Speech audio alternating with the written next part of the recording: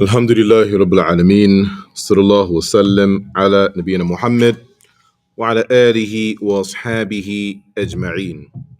Amma ba'd, we are continuing our study of the work that is entitled Ad-Durus al-Muhimma li'amat al-Ummah, important lessons for every Muslim, as this work has been authored by the esteemed scholar Sheikh Abdul Aziz Ibn Abdullah Ibn Baz.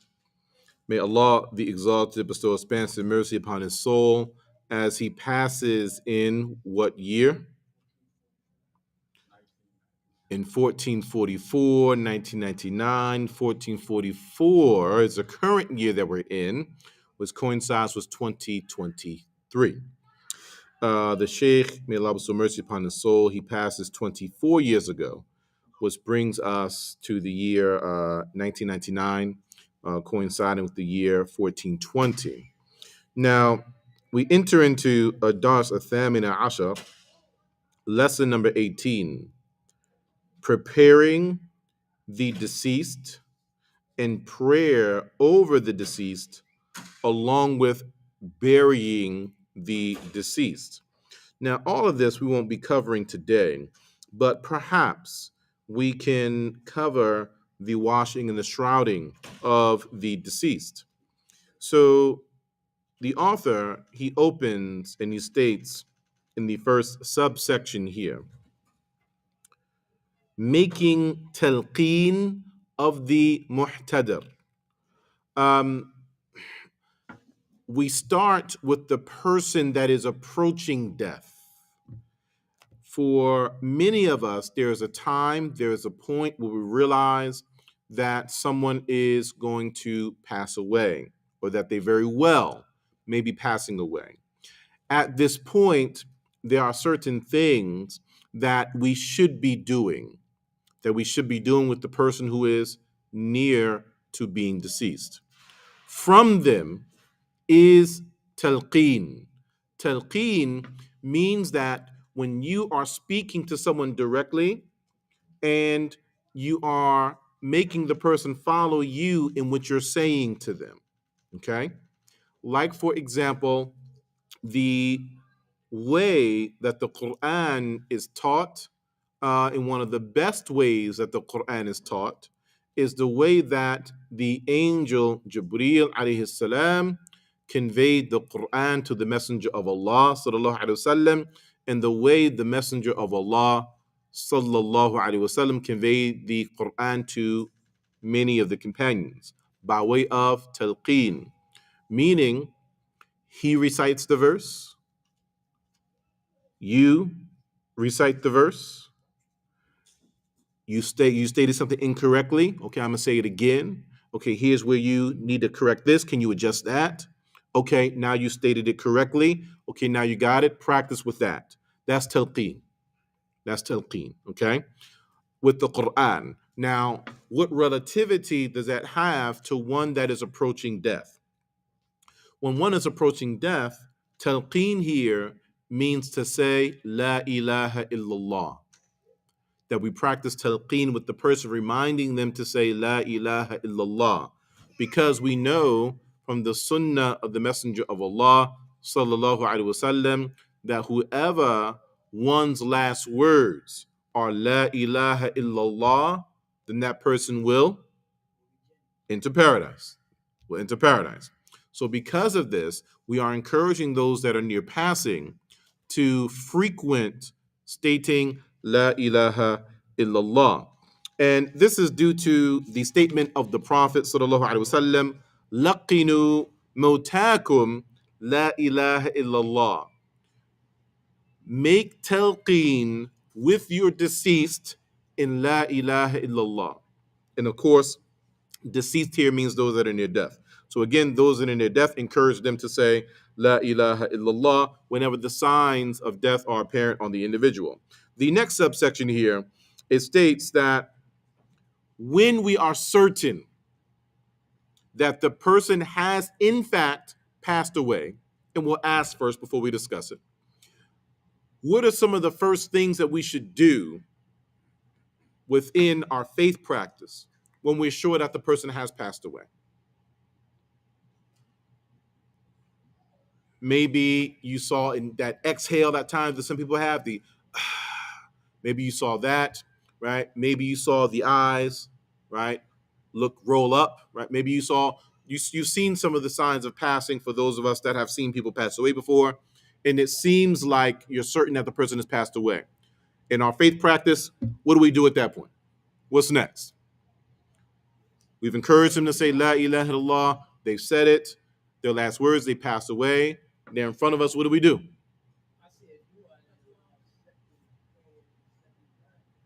Okay, you make dua, you say, Inna lillahi wa inna ilayhi raji'un. Okay. Um, we belong to Allah, and to Allah we do return. Okay, good. No problem with any of that.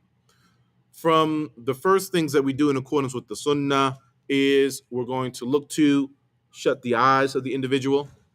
Sometimes the jaw is open.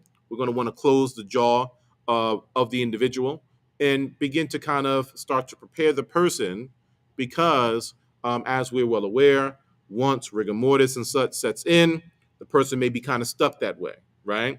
So certain things that you can adjust, you want to try to adjust. Also, and I don't know about the extent of our experiences, but sometimes we can see the signs of what was going on when the soul was exiting. Not always, but sometimes. Okay. And the sign is just that it's an indicator. It's not conclusive. It's just an indicator. Okay. But if a person passes away with a smile on the face, this is an indicator that this person has had a good end and the angels have taken that person in a good way. There are others that at the time that they pass away, they got the look of fright on their faces. I don't know if you've ever seen that, but it happens. And this is an indicator that the angels that were coming to take that person's soul were not coming in a nice way. Okay. Um, so all that being stated, maybe some of that we may try to adjust to preserve the honor of that individual, right? Again, before rigor mortis and such sets in. Now, moving forward, once we've done that, then we enter into a discussion about what comes next. What comes next is the washing and the shrouding of the body. Now, what if though? What if the individual that has passed away, and we don't often get to see this anymore, but what if the person that has passed away is an actual martyr or a person that has sought martyrdom?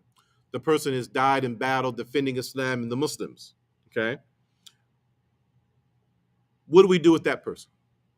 What do we do with that person? How is that person to be buried? Come again? That's correct. This person is not shrouded and washed as such, right? As such, right?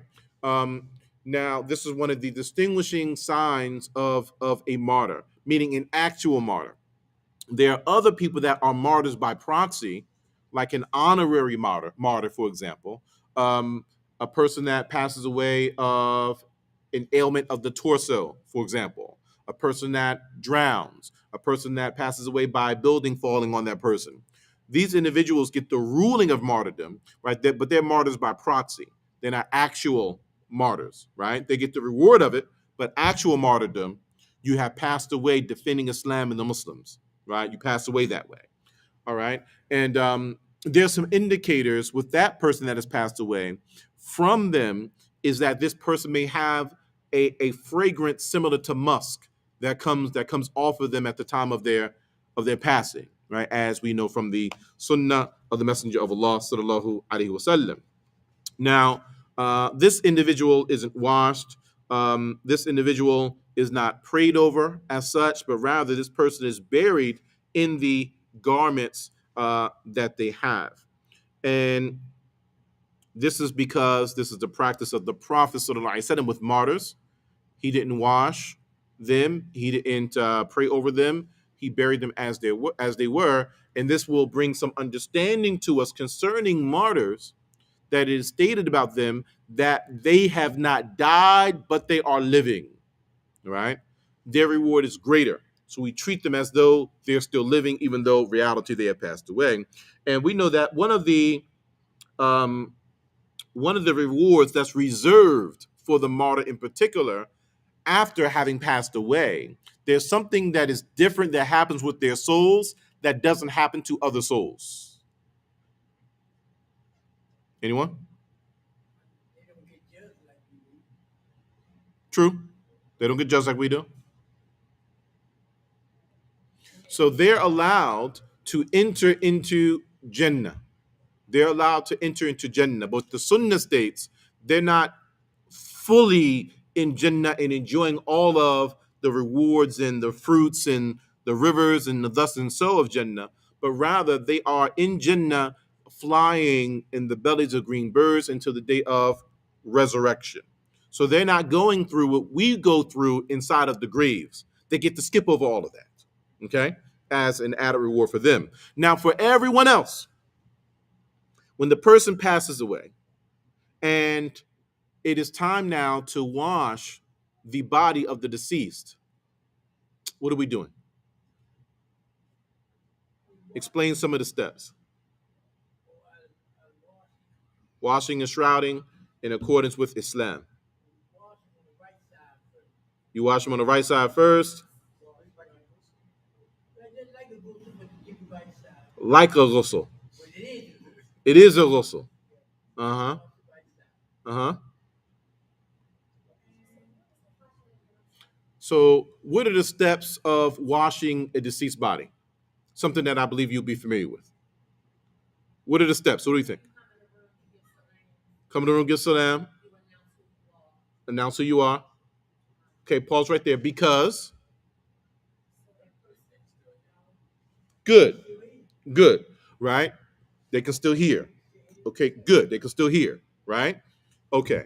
This is because what's indicating this is the primary hadith of the grave, right? We're not going to get too technical here, right?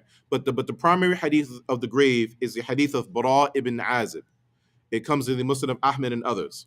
Now, inside of this hadith is speaking to what's going on with the soul of the individual after having passed in the grave and such. And it mentions that once the person has been buried and all of this, that the individual hears the footsteps walking away from the grave, indicating that the person can still hear at that point, and that hearing is from the last of the senses to go in the person's disconnect from this realm, entering into the other realm.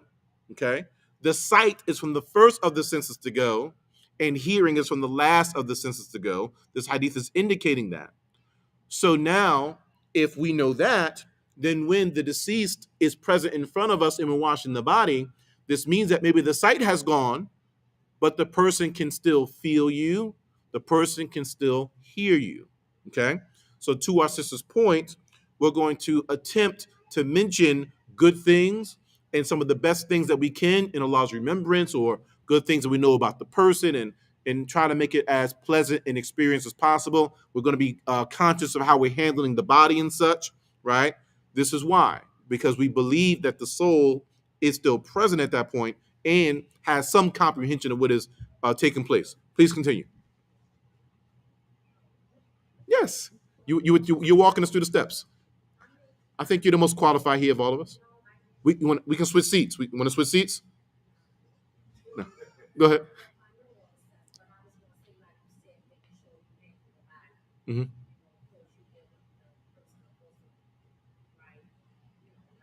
Yes.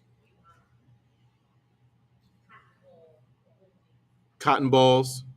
Okay, in the different orifices. Uh huh.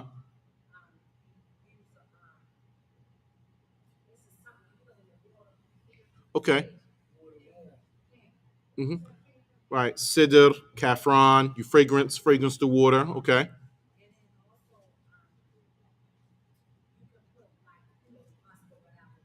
Hmm. Good. Good. Fragrance, the areas of prostration and such. Right. Okay. Good. Good. Good. Anyone else care to add on to what our sister stated? Because we know when a person has passed away that we can trust you with those that have passed away, and you absolutely know what to do. So, right, as you put your head down, right? Good. One of the most important things as well. Go ahead.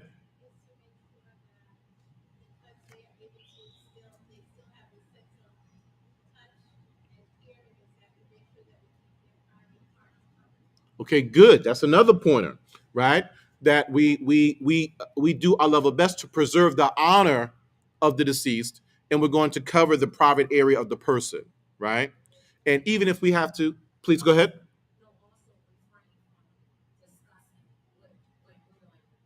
Absolutely.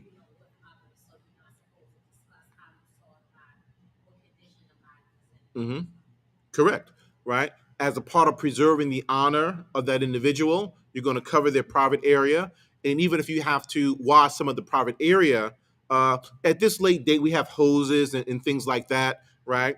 You can, whatever is there, the plastic that is there, whatever's being used, you can kind of lift that without looking and get to the area that needs to get washed, right? We don't have to actually look, safeguard their honor. And what is taking place is a secret. What is taking place is a secret. So whatever we witness, we're meant to keep that there. That stays there, right? It stays there.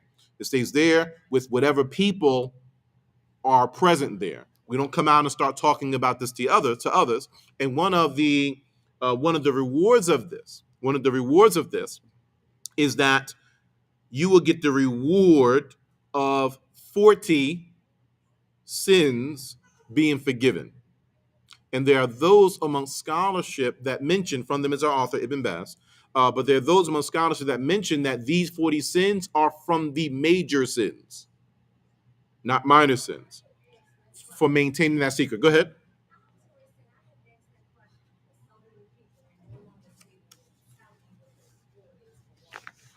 MashaAllah. May Allah reward you kindly. Forgiveness of 40 major sins. Okay? Now that we have some background and we know that we're familiar, we're going to read what the author has stated and maybe have some commentary as we go through. So the author states, the description of washing the deceased. The private area, the aura, is covered, as our sister mentioned, right? The aura is covered, and the aura relative to the man and to the woman, right? We cover those areas, and then you may lift the person up slightly and place some light pressure on the stomach, right? You're not pumping, but you may place some light pressure on the stomach area. Why? There may be some things that may need to pass, that may need to exit. Okay, and you're going to assure that you have covered your hands with some form of protective gear. Maybe that is a glove, maybe it is something else, but you're going to wear some protective gear on your hands and such. And in our scenario, when we are doing it in the places that we're doing it, then we may have even further protective gear over our bodies, and sometimes even over our faces, right? At times, right? But some protective gear. Then you're going to perform wudu for the deceased the same way that you would for salah. Then you're going to wash the head of the individual and the beard of the individual. The individual has a beard. Well, hopefully our sisters don't have a beard, right? But if there's a beard that is there, and as you are washing the head and the beard of this individual, the water that you are utilizing, you're going to mix the water with sidr. You're going to mix the water with sidr, which is a fragrance, whether it is sidr or something else that can fragrance the water so that the body of the individual becomes fragrance. Then you're going to wash over the right side of the deceased, then the left side of the deceased, and you're going to do it a second time and a third time, as much as you need to do. right? As much as you need to do. There isn't necessarily an upper limit there. Um, and every passing, when you're washing the body of the individual, right side and left side, you may press the stomach somewhat, so that if there's something that is there that needs to pass, that it has the opportunity to pass. And of course, on the tables that we have, when the body is present in front of us, there's actually a drain toward the bottom of the table, where the legs and feet are. So whatever's passing typically will, right, go toward that drain. And once we have done that enough, and we feel that we've satisfied that, then we may then opt to place something at the areas of the orifices to prevent anything further from exiting, right? Such as it may be cotton or something that is similar to cotton. Historically, it actually was not uncommon for there to be soft, warmed clay that was utilized because, with time, the clay will kind of solidify, right?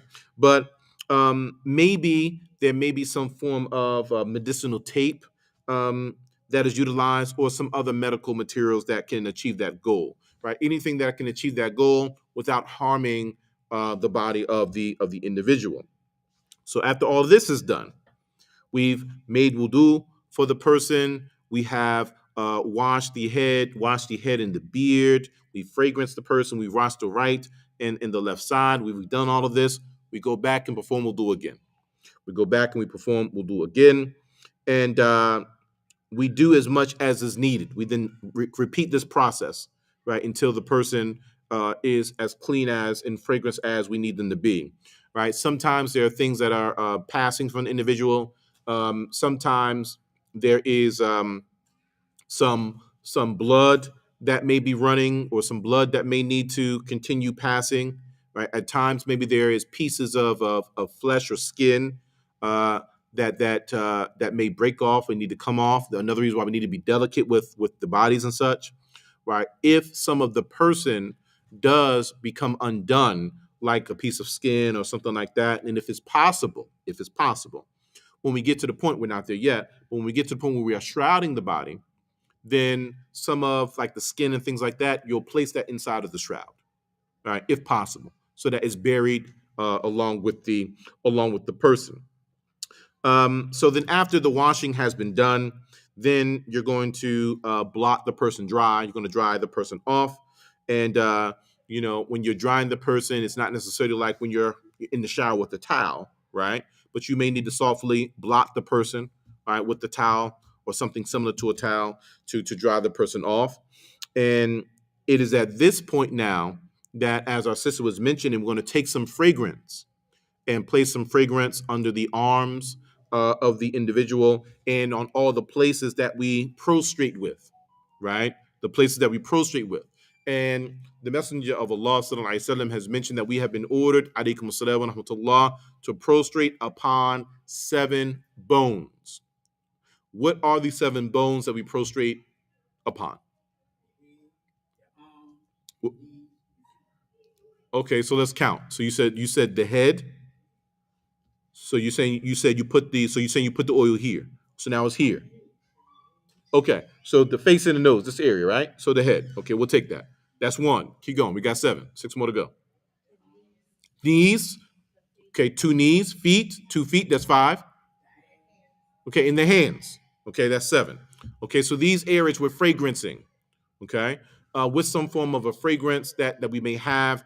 It may be some oil or things like that to fragrance the individual. And if a person were to fragrance the entire body of the person, then that's also something that is good. That's not a bad thing. Okay, moving forward. Now, the shroud of the individual, or the kefin, as it's called, the kefin or ekfan is the plural.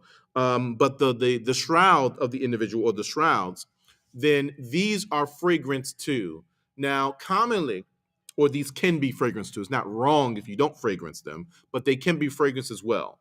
Now, the way that they are fragrance, though, may be something that we may not be as familiar with. Are we familiar with a mebkhara? We heard that term before. So I think we would have seen it. It often looks like, not always, but it's kind of like a small wooden stand, and on the top there's an opening, and it's a wooden plate on the opening. Um, Speaking our language, that looks similar to an ashtray, right?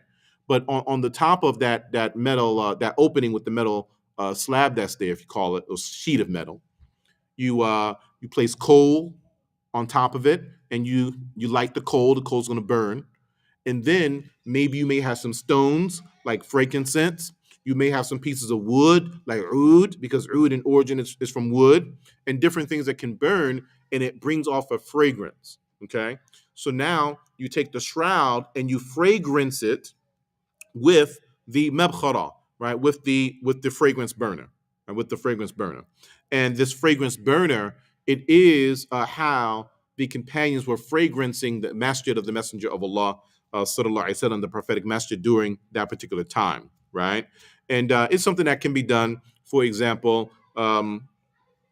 experienced people only, please, right? But in your clothing and such, right, you may place it, your clothing over it, right? And maybe inside of your closet or something like that. And the smoke that comes up is fragrance. It'll fragrance your clothes, right? It'll last throughout the day and such, right? It may even last through a washing, depending on how potent, right, it is. Um, but in any regard, we fragrance the shroud, right? We fragrance the shroud. So then after the shroud has been fragranced, and you may use bkhor or something like this to fragrance with, frankincense, whatever it may be.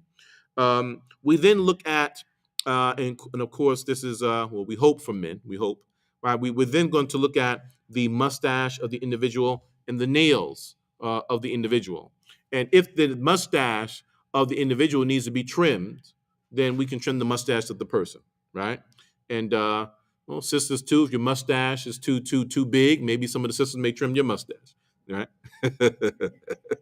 So, in any regard, we also look to the nails of the individual as well. And if the nails of the individual, fingernails, toenails need to be clipped, we may clip the toenails as well. And then those pieces of hair and these nails, we're going to place them inside of the shroud with the person as well, to be buried with the person. But if for some reason some of this is left, or you can't get to all of it because of how the body is, because the body is decomposing at this point in time, and you leave it, then it's not a problem. All right, this is a thing where we do as much as we are able to do. We know what is optimal, and then we get as close as we can to what is optimal, right? If that makes sense. If that makes sense. So we don't comb and style the hair of the person. Yes, please.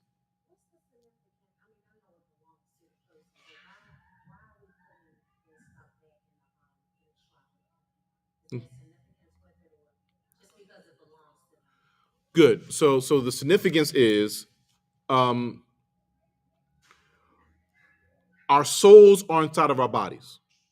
Our bodies have been granted to us as a privilege from Allah, and we have certain rights over our bodies, right? We tell our body to lift the arm, it lifts the arm, right?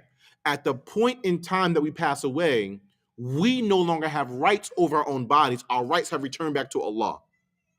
So we don't have the right to do whatever we want to do with our bodies, right? We have to follow what Allah has ordered, and He's ordered for the body to be buried, right?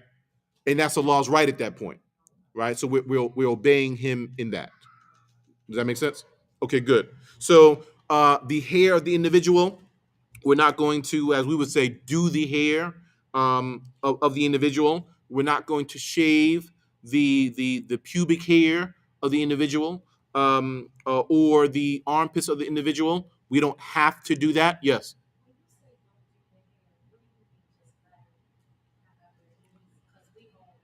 I'm coming. I'm coming. So this is in general, right? This is in general. We're not going to look to style the hair the way that men and women style their hair when we're living. However, if it is a woman, the hair can be braided, and braided in three plaits, right? That's the proper term for that, right? In three plaits or three braids, three braidings, right? That's proper to say. And then we're going to look to place those braids behind the woman, right? If that's what you were referring to, right? Braiding, huh? It should go behind if we're able to do that, right? That once we have it braided, we should place it behind the woman, right? If you within reason, if you need to, right? Within reason, if you need to. But what we're not doing is like we're not doing a whole perm, right? We're not doing that. Hmm. Right. Correct. No problem. And if you needed to use something to assist you to do that, no problem. You needed to moisturize it or right or grease it or something to help you with that, no problem, right? But we're not looking to do like an entire hairdo type of thing, right? The brother's passed away. Now you're trying to make sure he got a good lineup, right? That we're not doing that. Yes, please.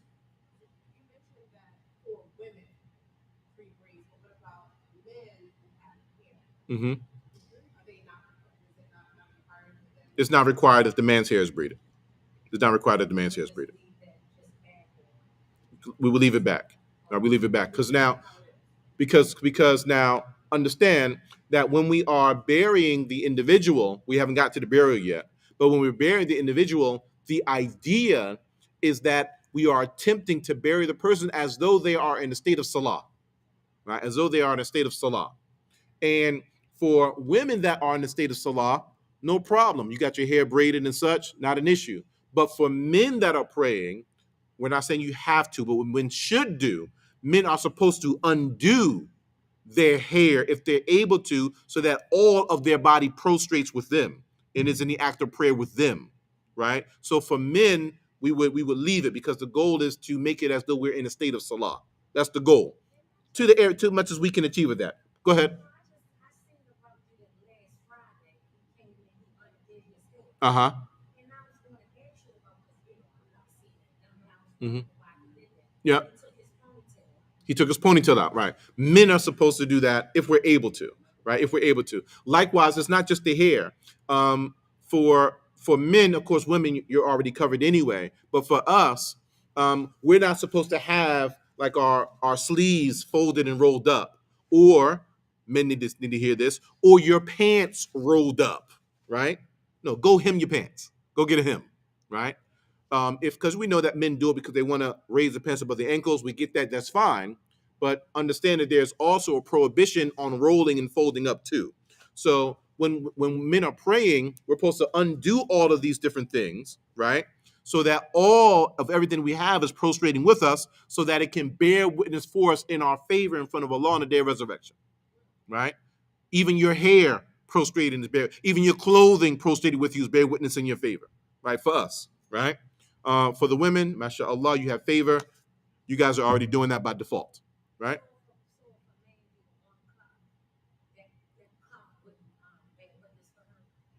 If uh, if he rolls it up, technically, maybe not. Maybe Allah have mercy upon the individual, maybe, but by the act, you have then exempted yourself from that particular favor, right? Maybe Allah have mercy and just give it to you anyway, but you have exempted yourself from that favor because it's not prostrating with you, right?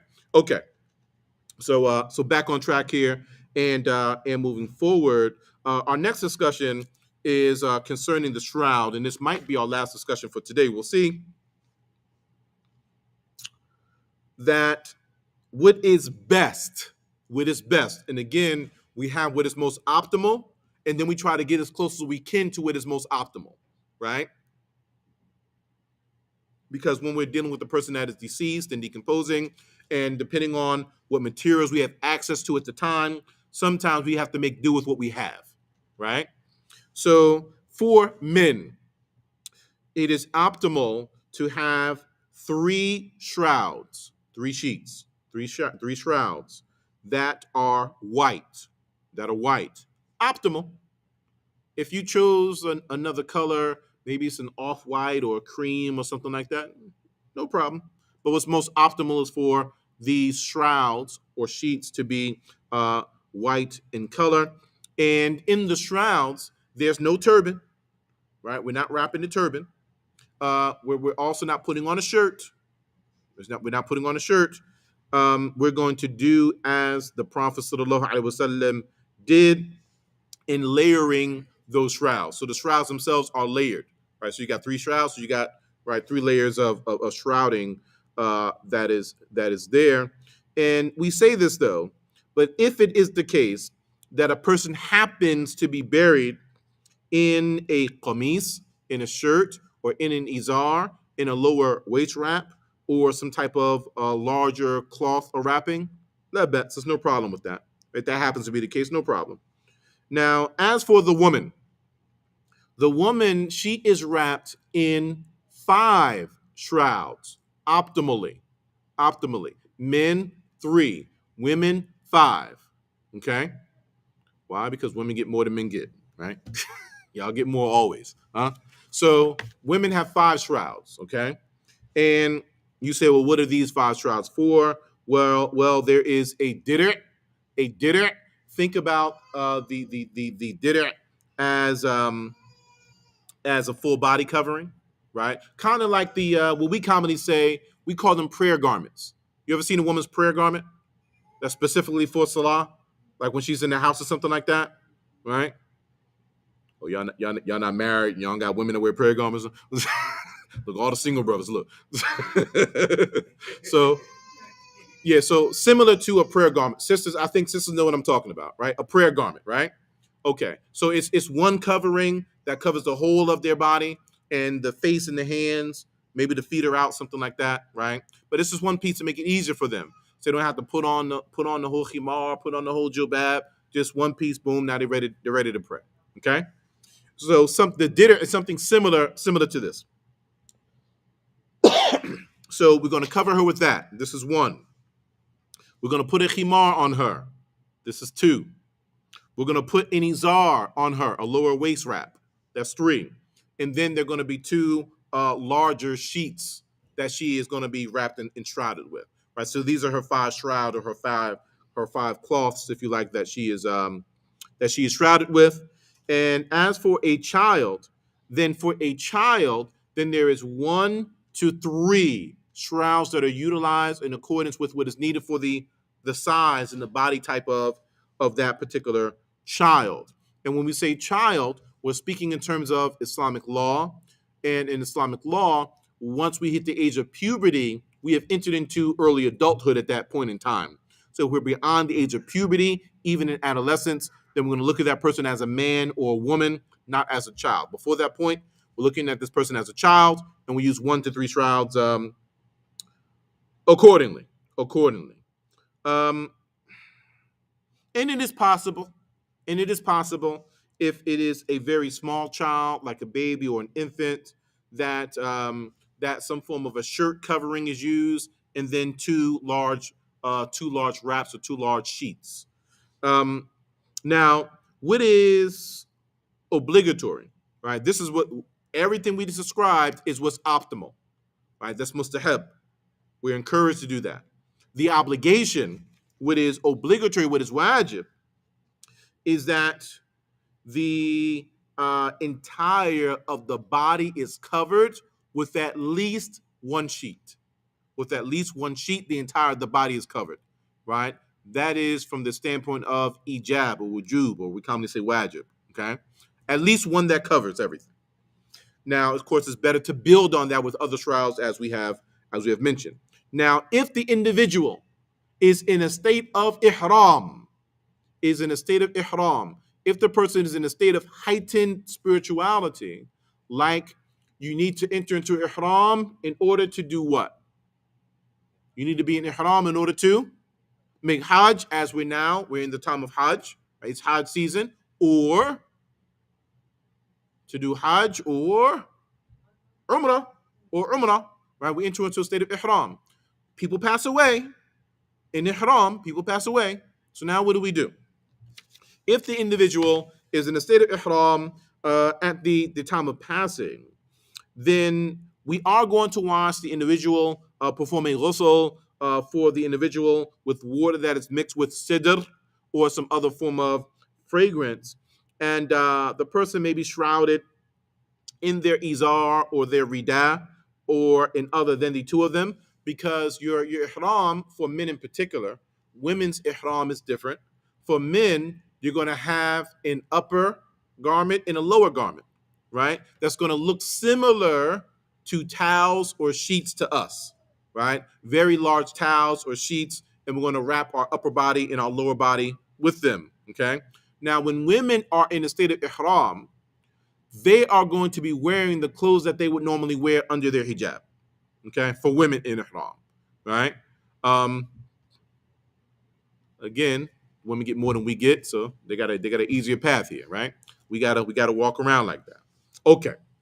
Now, what's important though, for men in particular, that if you pass away in ihram, the head is not covered and the face is not covered because you are in a state of ihram. So you are meeting Allah, looking to meet your Lord when you are resurrected in a state of ihram, in a state of ihram. And we know that for men, covering the head or covering the face can break your state of ihram. So we're not going to do that, right? When we're in the state of ihram for men. Now, and you're also not fragranced.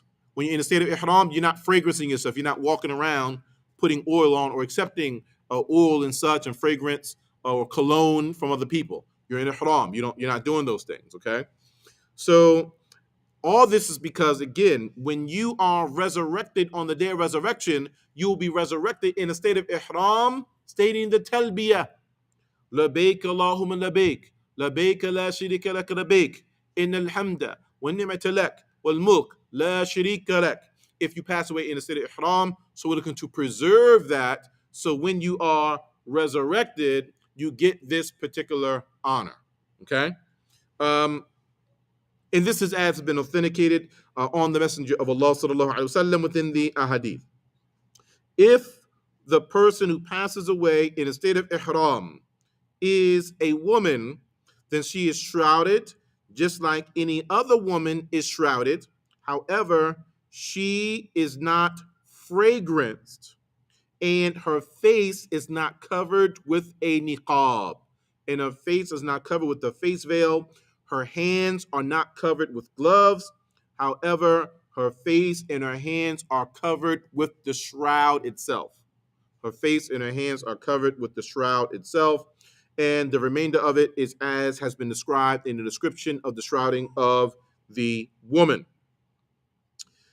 Our next topic of discussion here is who has the most right to wash the deceased, to pray over the deceased, and to bury the deceased. Of course, we know from the standpoint of our community, it is a communal obligation to assure the right has been fulfilled. Meaning, so long as we have enough brothers or sisters, we got the 2-3 brothers that always go out, we got the 4 or 5 sisters that always go out and take care of it. What they're doing is they are staving sin off of all of us. Because if no one does it, then we all bear the sin of not fulfilling the rights of the Muslim. Somebody has to do it. Communal obligation. If no one does it, then we all bear that particular sin. That's from the standpoint of obligation. But now from the standpoint of rights, who has the most right to be the person that is washing, that is shrouding, that is leading the prayer over the person, that is burying the individual? The one who has the most right to do these things over the deceased is who has been cited in the will of the person. Another reason why wills are important. Who have you mentioned in your will? You don't have a will? Get a will. This is important because, as we know, here in America, our brother passes away, our sister passes away, you have no will in place, you have no legal paperwork, you don't have anything filed with any lawyer, and the paperwork you got is not notarized by notary of the public, you have no form of legal documentation on what's to be done with you when you pass away. What happens? In this country, whoever the next of kin is now has right over you. And often in our scenario, that next of kin is not a Muslim. And that next of kin that's not a Muslim has been waiting for this moment. And now that you passed away and you can't do anything, what they going to do? My baby was raised as a Christian. We're going to bury him as a Christian. I know he was doing all that Islam stuff and all of that, but my baby Christian. My baby was baptized. Are we lying? We're not lying. This is what goes on. And then when that happens, because you didn't do your part while you were alive, now we are at the mercy of whatever they want to allow us to do, not what we are supposed to do. Now we handicapped because you couldn't fill out 2, 3, or 5 sheets of paper, right, and get it notarized, right? If you haven't done it, get it done. If you need a form, we can get some forms for you. It's not that difficult. Yes. A couple years ago, you know the little card they be getting you and notarizing and stamping it. Right. I'm a Muslim, yeah, I appreciate that you have the card. I appreciate you got that card. Get a will. Get the will legalized. Get it notarized. And I'll go further, right? Now, this is me talking. We outside of the book. I'm talking now, right? Okay. My suggestion is after you get some paperwork that is explaining what you want to be done with you after you passed away, minimally, or you have an actual will that you get at least, and you've got it notarized by notary of the public, it's a legal document. You have at least 3 copies of it, not one, 3 copies of it, okay? 1 copy you keep with yourself in a place that is safe, that people that you trust know it's there and can get access to it. You keep another copy with the person that you trust, and you keep another copy with, we'll call it your home masjid. All right, we'll call it your home masjid. So that in the event that you pass away, somebody can get to some paperwork and say, oh, no. This was what this brother, this sister desired to happen. It's legal. This is what we're going to honor Grandma Jane. We love you, but we got to follow this right here. Right? Go ahead. Is that good though? No. Get a will. So this is what you're saying. If you keep that card, right? I think I got the same card in my pocket. Right? So, boom. Yeah, I know. You think we don't know what we're talking about? We know what we're talking about. So, what you're saying is you pass away. What you're trusting is that whoever finds you, or if you're in the hospital, wherever your clothes are in the bag, wherever they got your clothes at in the bag, that you're trusting that someone is going to find that one small card that's in your pocket, that's in the clothes, that's in the bag somewhere in the hospital with whatever they do with your clothes when you pass away. You're trusting that. And then you're trusting that if they find it, that legally they're going to respect this handwritten card that you got. Because yours is handwritten, right? You hanging on to the stamp. Get a will. Right? The sunnah, the messenger of Allah has told us that a night should not pass except that we have our will under our pillow. That's the sunnah. Prophet said he said get a card. Right? He said to get a will. Don't allow a night to pass except that you have your will under your pillow. That's sunnah. Right? And I'm saying this because I know most of us, we don't have one for whatever reason. We think we're going to live forever. For whatever reason, we think whatever we think, and we just become a burden on the community. Okay? I'll take this a step further. Again, this is just me talking. You don't have to accept this from me. I'm going to take it a step further. Get a will and minimally get enough life insurance to cover your death. You don't got to accept that one from me. We can talk about the academics of it if you want. At least get enough life insurance to cover your death. Because what happens? Almost every week, every other week, definitely a couple times a month, what happens? We asking for money, right, to bury somebody, right? So the person that died didn't have the money, and the family don't got the money to bury the person. Now it becomes the community's burden somehow to come up with the 5 to 10 grand to bury this person. So you telling me you've been alive 40 years, 60 years, 80 years. You done bought a house for $200,000, $300,000. You done bought a few different $40,000, $60,000 cars. You done paid for a college education. You done did all of this. And all that time you didn't put aside $5 or $10,000 for your burial? The whole time? The whole time you didn't put up the $1,400 and $1,700 and buy a plot for yourself? You didn't take a little bit of your tax money and cover that? Right? The whole time? Right? So now that got past you. Now you're a burden on your family. Your family, they weren't expecting you to pass away. And if they were, they weren't preparing for you to pass away, because that is your responsibility. It's not your family's responsibility in front of Allah. It's not the community's responsibility in front of Allah. It's your responsibility to bury yourself. The other people that are there, they're just there to assist you in the things you don't have the ability to do and to facilitate what you can't do for yourself. But you already set it up, right? Like, this is a duty in Islam. Just like when you pray and you get ready to pray, just like when you fast and you're looking forward to Ramadan, prepare for your death. All of us going to die. I know you look good, you look vibrant and all that, right? You know, you look sharp. It's going to happen. It may not be illness. Maybe you get hit by a car, or maybe something else happens. We don't know, right? How many times has that happened? We're standing in the ranks with one of our brothers, and then they're not there. And then we, Allahu Akbar, right?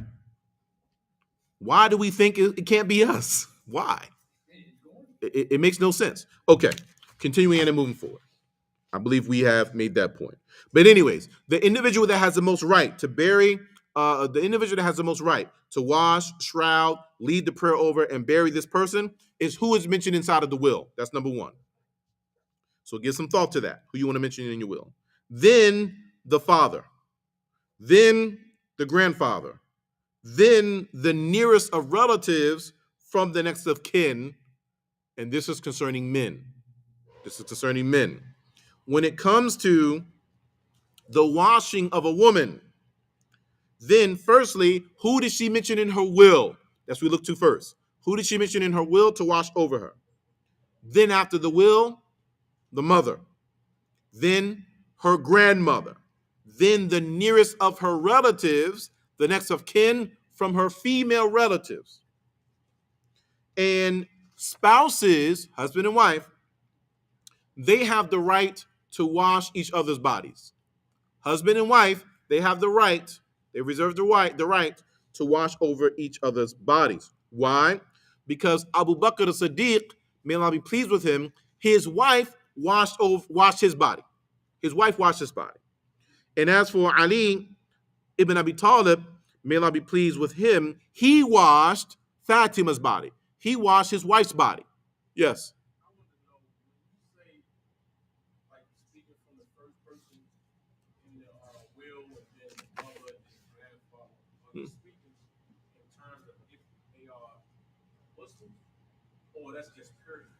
We're speaking in terms, okay, so the question is asking, when we say who has the most right to wash and shroud, are we speaking to Muslims or non-Muslims? We're speaking to Muslims.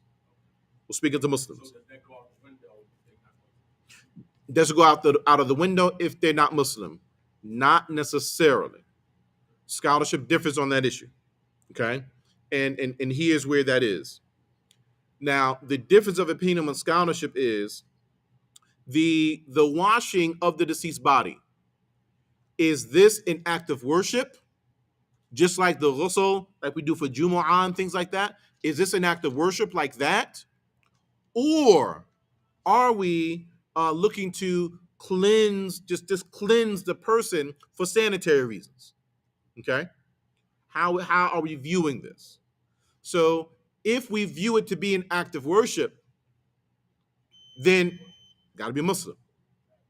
If we hold the view that it's just a cleansing of the body for sanitary reasons, then there can be an allowance for non-Muslims to assist with this. Still got to know what you're doing. However, scholarship states that it is makruh, it is discouraged. It is discouraged, okay? And depending on where you fall with that, it's going to make that determination. Now, that is from the standpoint of our law.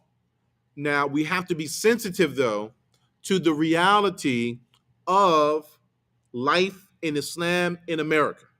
We have to be sensitive to that because of the fact that maybe this person didn't leave a will. Maybe it's only the relative that is the next of kin that's allowing us to do certain things. And then they want to be present at the washing and shrouding, or they want to assist while we guide them with the washing and shrouding. Now we just have to be conscious of weighing out the benefits and harms, because if we say no, they might say, well, we're gonna bury they gonna call you Abdullah. We're gonna bury Johnny as a Christian. Then he's Second Baptist Christian. We're gonna forget y'all. We're gonna do it like this, right? So in these scenarios, they're sensitive, and we just have to be conscious of the family, generally, but especially if we know we didn't do our part when we were alive to even tell our families. People pass away, we don't even tell our families. When we pass away, when we get buried, it's different than what you're used to in a church. This is what's going to take place, and this is what I want to happen with me. Don't do anything else. I want this to happen. And in fact, here are the instructions of exactly what to do with me in my will, because I know you're not familiar. And if these instructions don't make sense to you, there's person A, B, and C mentioned in the will for you to go to when I pass away so that they can guide you along the way. That's what we're supposed to do, right? We don't do it because we're not giving dawah to our families that we're supposed to anyway, right? It's so many things. It just becomes a compounded issue that all erupts at the passing of the individual. Sometimes, right, all that we are able to do is offer prayer and absentia for the individual, because the non-Muslim family isn't taking the body and then doing whatever they're supposed to do. And even if they try to include us, they don't know what they're doing. To them, prayer is prayer, right? So they're expecting that we're going to do what they do, and we're not. So now we have to go off to the masjid on our own time and then offer salatul janazah for that person in that person's absence, for example. We can avoid all of that. Over time, put a few dollars away. Maybe you start with a $50 a month, $100 a month. You get some taxes, put a few $1,000 aside. Do that for a few years. The money's going to be there. Go ahead and buy your plot, right? And I'm talking to myself too, right? Put your will together. Take the time, put your will together, right? Do it. Talk to your family about it so that they know, right? Or maybe your family is Muslim, but they're not fully aware of the sunnah practices that we're talking about. You may need to inform your Muslim family about your desire to be buried in accordance with the sunnah of the Prophet ﷺ, and not just say Quran sunnah, but explain to them what that means, like what we're going over now, right? That's too difficult. Take the recording. Give them the recording. Whatever we need to do, right, to avoid this constant scenario that we find ourselves in month to month. So in any regard, I believe that covers the washing and the shrouding. In our next sitting, inshallah ta'ala, we will discuss the salatul janazah, the prayer over the deceased, and we may even be able to enter into the discussion on the burial of the deceased as well. هذا والله أعلم وصلى الله على محمد. Questions? Please. On specialty burials? Okay. Yes. Yes. Okay, good. The question is asking about specialty burials. Maybe the person was burned, right? Or the body was severed. We also had a recent issue a couple years ago with deaths from COVID before we actually knew what was going on to some extent, right? We still had to offer these rights. So what ends up happening is we do what we're as much as we are able to do without further harming the body. So if all that we can do is place the body inside of a bag and then make tayammum over the bag, then that's sufficient, right? Then that's sufficient for this.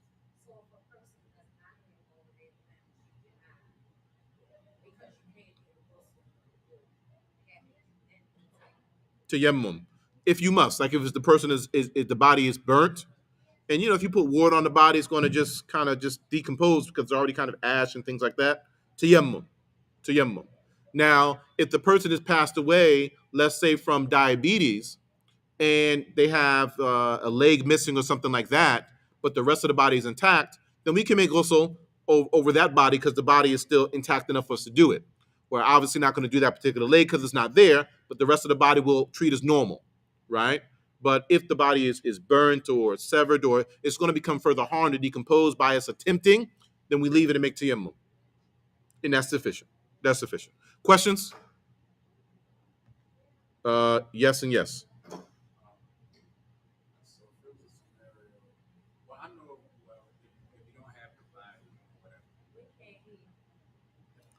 They said put some bass in your voice, brother. Right. Okay.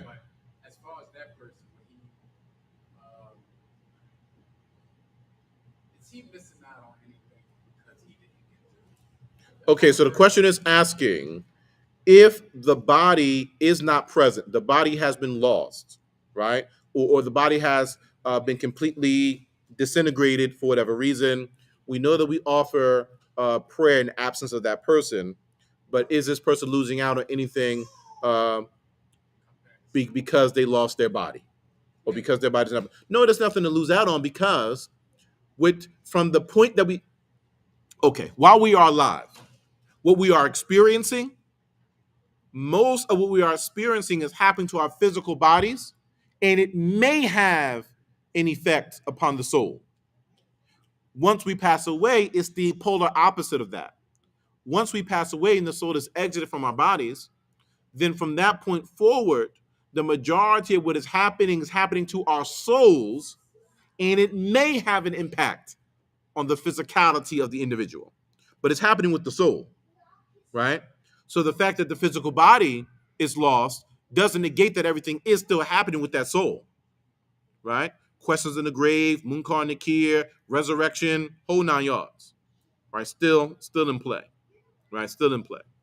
Like we have the narration of the individual who was so fearful of meeting Allah that from his last commandments before he passed away, he tells his sons, when I pass away, take my body, cremate it, take my ashes, and then spread it out all over the ocean.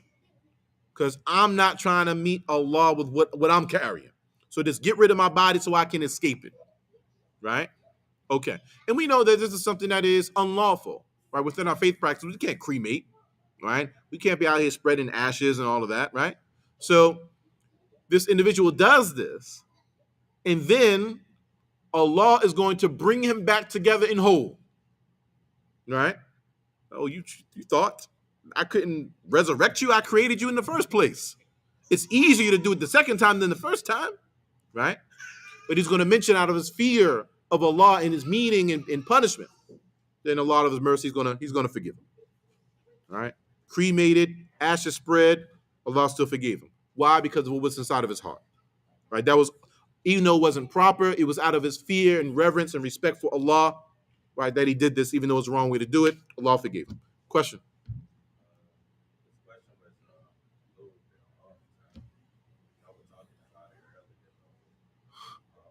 A little bit off topic, or a little bit off topic, or a lower bit off topic? All right, go ahead.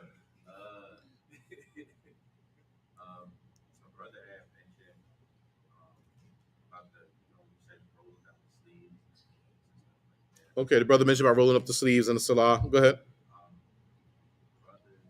And we're repeating so the sisters can hear and also so that our online participants can follow as well. Go ahead. I'm with you. Go ahead.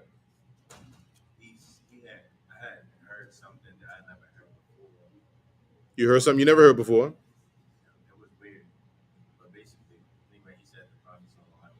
Sallallahu Alaihi Wasallam. said that Allah doesn't look at. No, he doesn't say. He said that recently your salah wasn't valid if your pants weren't above your ankles. So he made all the brothers move their pants. Okay, so this person says your salah is not valid if your pants are not above your ankles. So he made all the brothers roll up their pants above their ankles to pray. Yeah. So my question to you is that something that affects your salah? Is this something that affects your salah? Whoever said that has Allah knows best. Allah knows best. Let me fix myself. It appears that the person that has said this has neither formally nor traditionally studied the book of Salah in fiqh. It appears that way. Okay. So rolling up the pants is prohibited in or outside of the Salah. All right. I'm not saying that people don't do it. I'm saying if we're looking at the hadith of the Prophet ﷺ, he prohibited rolling up or folding up pants and encouraged us to hem our pants, right? To the length they're supposed to be. Hem is a sunnah. Rolling or folding is prohibited in Islam. Okay? Fiqhan, like in fiqh, right? Now, we know the hadith about ma asfalu min al-ka'baini min al-izari fa finnar. Hadith Bukhari on Ithar Abu Hurairah comes in Muslim as well. Okay? Whoever's garments hang lower than the ankle, then this person is in the fire. Okay? All right. There's more detail to this entire discussion.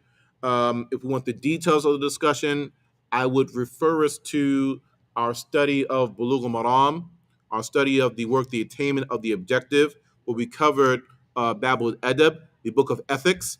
We covered the details of this issue and what it means and what it doesn't mean, because for many of us, what we think it means, that's not what it means, right?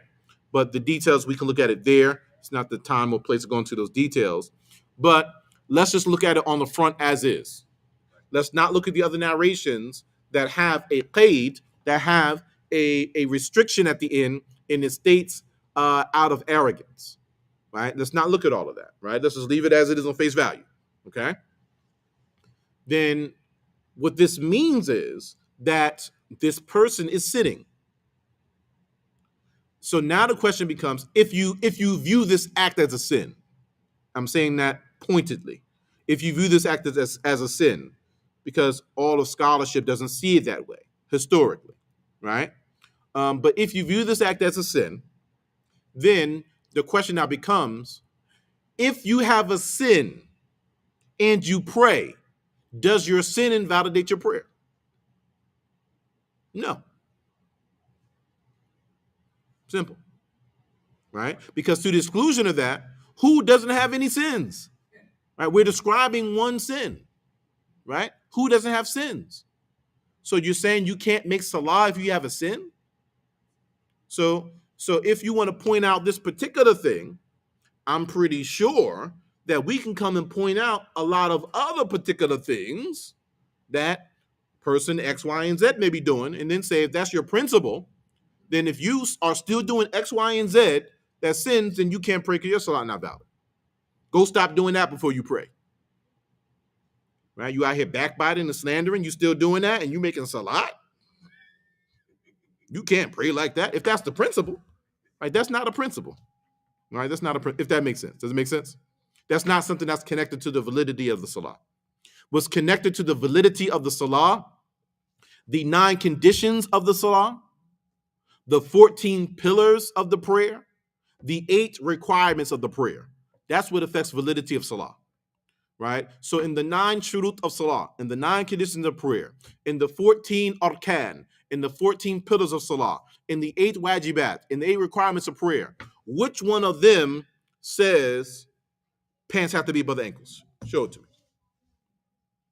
Which is why I said it appears, and Allah knows best, this person may not have formally or traditionally studied the book of Salah in fiqh as it has been presented in scholarship for the past 1400 years. And Allah knows best. Although I understand and I get the, I appreciate the zeal, and we appreciate the zeal, but we need ilm along with our emotion.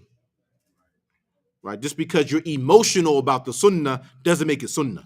Like, you still actually have to know what the sunnah is along with your emotion, right? You can't say, we upon the sunnah, that ain't the sunnah, and you being emotional. No. Read the 40 hadith of an-Nawawi, that's sunnah. Read Sahih al-Bukhari, that's sunnah. Read Sahih Muslim, that's sunnah. Read Sunan Abi Dawood, that's sunnah, right? Read at-Tirmidhi in his Jami', that's sunnah. Read in-Nasa'i, that's sunnah. Read Ibn Majah, that's sunnah. Muwatta of Imam Malik, sunnah. Musnad of Ahmed, sunnah. The Mu'jam of Tabarani, sunnah. Look at the Sunan of Ad-Daraqutni, Ad-Darimi, that's sunnah, right? Look at At-Tiyalisi, that's sunnah, right? And then we say, well, what's that? What's that? So then how you upon the sunnah then? Right? Have you ever, the first book, 42 hadith of an-Nawawi, have we ever read that and studied that? That's book one. We talking about sunnah, right? So it's not claims and emotion. There's a reality that's to it, right? Although we appreciate, again, the zeal and the emotion. Is there a last question? The brothers ask questions. Our sisters have a last question. There's a no there. There's a nothing there. There's a no over there. Last question from our brothers. Maybe the children have questions today. You have a question? Self, you got a question? All right. Barakallahu fikum.